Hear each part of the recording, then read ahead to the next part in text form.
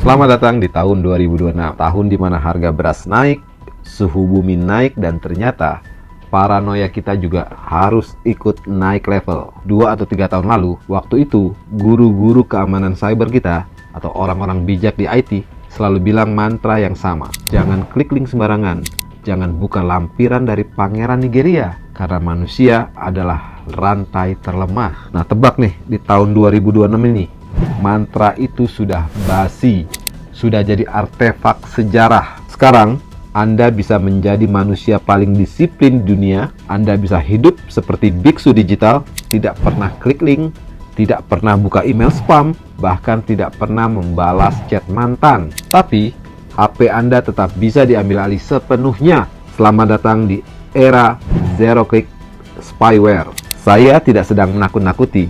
Ini bukan cerita hantu. Karena Januari kemarin, BSSN dan CSIRT di Tabanan sampai Probolinggo sudah teriak, waspada, zero click spyware via WhatsApp. Bayangkan, pemerintah daerah yang biasanya sibuk ngurus KTP, sekarang harus ngurusin spionase level militer. Masalahnya gini, dulu hacker butuh kebodohan kita untuk masuk. Sekarang, mereka cuma butuh nomor HP kita. Privasi bukan lagi hak. Privasi adalah mitos.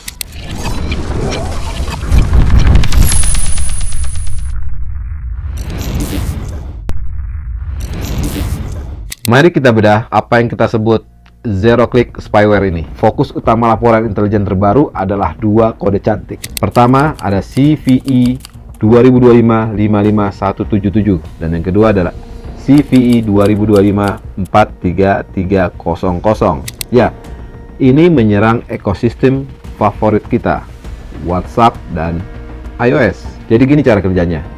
Anda tahu fitur sinkronisasi multi-device di WhatsApp?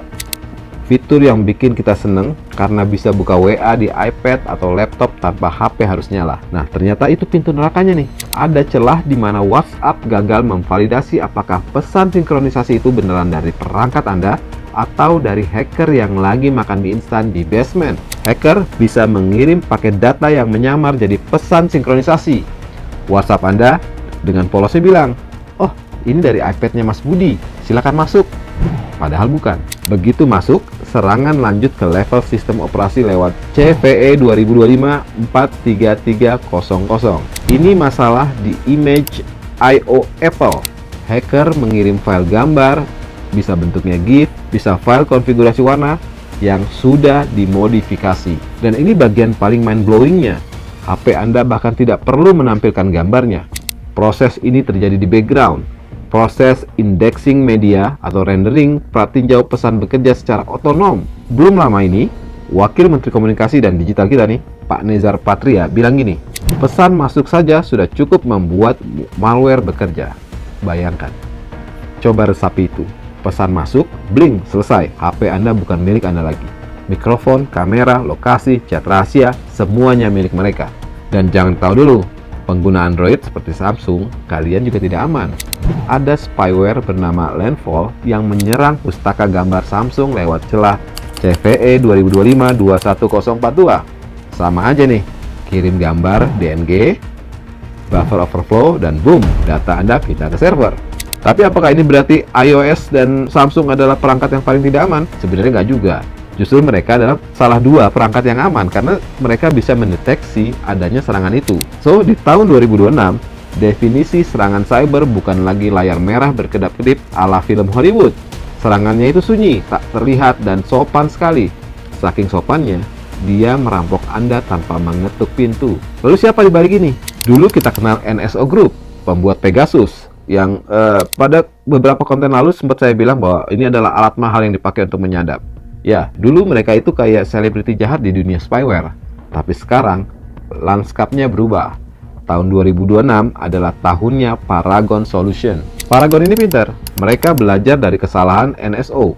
Kalau NSO itu preman pasar, Paragon ini mafia yang pakai jas Armani. Mereka dibeli oleh firma ekuitas Amerika, AE Industrial Partners, senilai 500 juta dolar.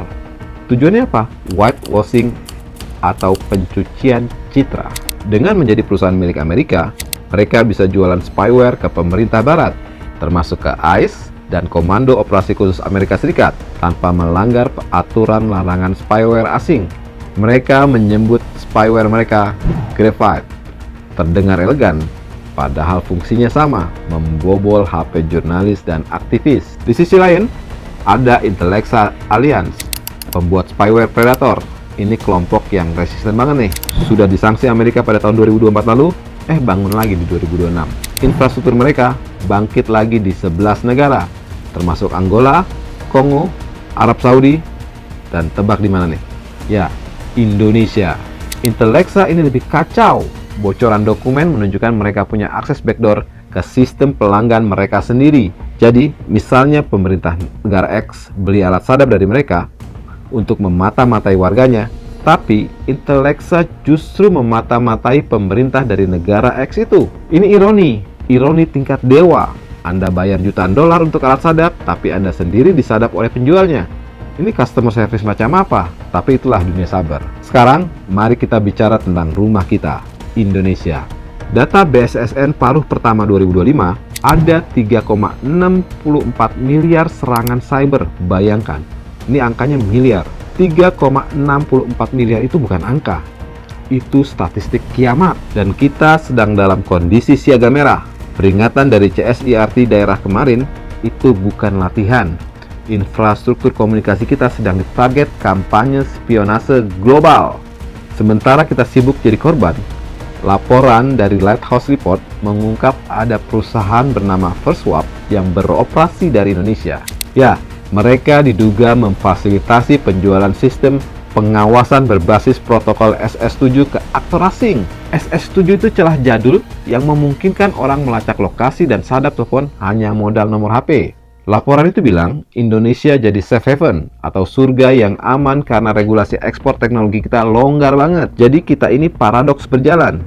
Kita adalah korban spionase, tapi kita juga jadi toko kelontong yang jualan alat spionase ke dunia. Well, di tengah kekacauan ini, pemerintah sibuk bahas RUU Keamanan dan Ketahanan Cyber atau RUU KKS. Niatnya bagus, memperkuat BSSN, tapi prakteknya ribut antar lembaga. Ya, polisi, Kominfo, BSSN semuanya sikut-sikutan soal siapa yang paling berwenang. Sementara rakyat cuma jadi penonton sambil megangin HP yang mungkin sudah disadap. Banyak kritikus yang takut RUU ini malah melegalkan pengawasan negara terhadap warganya sendiri. Mengingat kita punya rekam jejak dengan membeli spyware. Nah, jadi kekhawatiran itu valid. So, kalau zero click belum cukup seram, mari tambahkan bumbu penyedap, yaitu Artificial Intelligence. Tahun 2026 ini, AI bukan lagi cuma buat bikin gambar kucing naik roket. AI sekarang jadi senjata ofensif. 60% perusahaan global sudah kena serangan berbasis AI. Hacker sekarang pakai AI untuk nulis kode malware yang polymorphic. Artinya, kodenya bisa berubah bentuk sendiri untuk menghindari antivirus. AI juga dipakai untuk fuzzing, nyari celah keamanan jauh lebih cepat dari manusia. Bahkan, developer pun nggak aman. Ada kasus eksistensi versus kode palsu. Namanya ChatGPT yang diinstal 1,3 juta kali. Kelihatannya bantu coding nih. Padahal, di background dia mengirim kode rahasia perusahaan ke server di Tiongkok. Jadi, AI mempercepat segalanya. Wamenkom Digi benar nih. Serangan berkembang lebih cepat daripada pertahanan. Kita seperti lagi lomba lari lawan Usain Bolt, tapi kaki kita diikat karung beras. Bayangkan, tanpa diikat aja kita belum tentu menang, apalagi dia diikat karung beras kakinya. Oke, cukup depresinya. Sekarang apa nih yang harus kita lakukan? Apakah kita harus kembali pakai surat merpati? Sebenarnya ada nih cara untuk bertahan, tapi ini butuh pengorbanan kenyamanan. Pertama, bagi pengguna Samsung, aktifkan Samsung Message Guard. Ini sebenarnya adalah bagian dari Samsung Knox, dan itu ada di One UI versi 6 ke atas. Jadi dia mengurus gambar di sandbox sebelum gambar itu bisa menyentuh sistem. Yang kedua, buat pengguna iPhone, terutama kalau Anda jurnalis, aktivis, atau orang yang punya banyak musuh, aktifkan lockdown mode. Ya, saya tahu, lockdown mode itu menyebalkan. Previewing jadi mati, lampiran diblokir, web loading jadi lambat. Tapi pilihannya sederhana. HP Anda jadi sedikit bodoh, tapi aman, atau HP Anda pintar, tapi jadi mata-mata buat orang lain. Ketiga, WhatsApp juga baru saja merilis fitur Strict Account Settings. Anda bisa menghidupkan fitur itu. Dia akan memblokir pesan dari nomor yang tak dikenal dan menyembunyikan IP saat nelpon. Dan yang terakhir, untuk negara kita tercinta, please, regulasi ekspor teknologi harus diperketat. Jangan biarkan Indonesia jadi pasar kaget buat senjata cyber. Dan RUU KKS, pastikan itu untuk melindungi rakyat, bukan memata-matai rakyat. Tahun 2026 adalah titik balik. Privasi digital sudah runtuh tanpa kita perlu klik apa-apa. Sekarang tugas kita adalah membangun benteng itu di atas reruntuhan. Jangan lupa like, komen, dan subscribe. Saya Hamzah. Terima kasih sudah nyimak. Dan jangan lupa matikan HP sekarang atau setidaknya update sistem operasinya. Bye-bye.